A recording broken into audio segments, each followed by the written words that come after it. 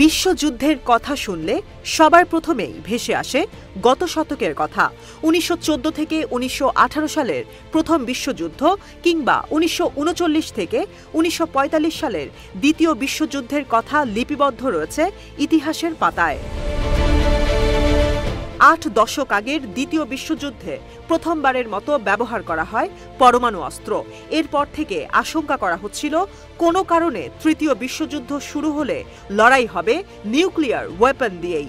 সাম্প্রতিক বছরগুলোয় Russia Ukraine, Azerbaijan Armenia, Hamas Israel, Lebanon Israel, Syria কিংবা ইয়েমেনে গৃহযুদ্ধের কথা কম বেশি সবাই জানে। পরমাণু অস্ত্র ব্যবহার না করা হলেও গৃহযুদ্ধ কিংবা দ্বিপক্ষীয় যুদ্ধগুলোয় যোগ দিয়েছে বিশ্বের বিভিন্ন দেশ। এতদিন একে তৃতীয় বিশ্বযুদ্ধ হিসেবে অভিহিত করা না হলেও ২০২৪ সালের শেষের দিকে এসে পাল্টে গিয়েছে যুদ্ধের নামকরণ। বেশ কিছু আন্তর্জাতিক গণমাধ্যম বর্তমান যুদ্ধগুলোকে তৃতীয় বিশ্বযুদ্ধ হিসেবে সংজ্ঞায়িত করেছে, যেখানে দাবি করা হয় তৃতীয় বিশ্বযুদ্ধ চললেও অনেকেই বিষয়টি আঁচ করতে ব্যর্থ হয়েছেন, কারণ পাল্টে গিয়েছে প্রথাগত যুদ্ধের ধরন। সম্প্রতি ব্রিটিশ গণমাধ্যম ডেইলি মেইলে সাক্ষাৎকার দেন সাবেক মার্কিন গোয়েন্দা কর্নেল জনাথন সুইট ও নিরাপত্তা বিশেষজ্ঞ মার্ক টড।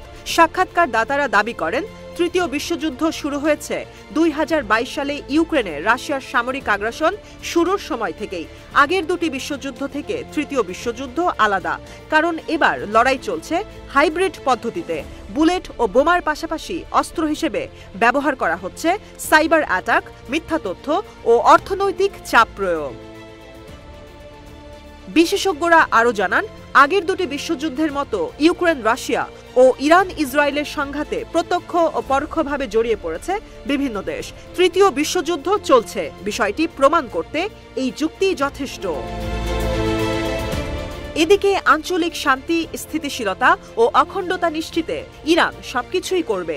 সম্প্রতি এমন মন্তব্য করে আলোচনায় এসেছেন দেশটির প্রেসিডেন্ট মাসুদ পেজেশকিয়ান। কোনো দেশের নাম উল্লেখ না করলেও ধারণা করা হচ্ছে সিরিয়ার গৃহযুদ্ধ সম্পর্কে মন্তব্য করেছেন ইরানি প্রেসিডেন্ট। ২০১১ সালে আরব স্প্রিং এর পর বাশার আল আসাদকে ক্ষমতাচ্যুত করতে সিরিয়ায় শুরু হয় গৃহযুদ্ধ। তবে এর ৯ বছর বাদে রাশিয়া ও তুরস্কের মধ্যস্থতায় অস্ত্রবিরতি চুক্তি কার্যকর করে সিরিয়ার সেনাবাহিনী ও বিদ্রোহী গোষ্ঠী। গেল সপ্তাহ থেকে আবারও শুরু হয়েছে রক্তক্ষয়ী সংঘাত, যেখানে ইদলিবের পর সরকারি বাহিনীর দখলে থাকা অঞ্চল আলেপ্পোর নিয়ন্ত্রণে চলে গেছে বিদ্রোহী গোষ্ঠী হায়াত তাহরির আল শামের হাতে। আসাদ সরকারের প্রতি সমর্থন পুনর্ব্যক্ত করেছে ইরান ও রাশিয়া।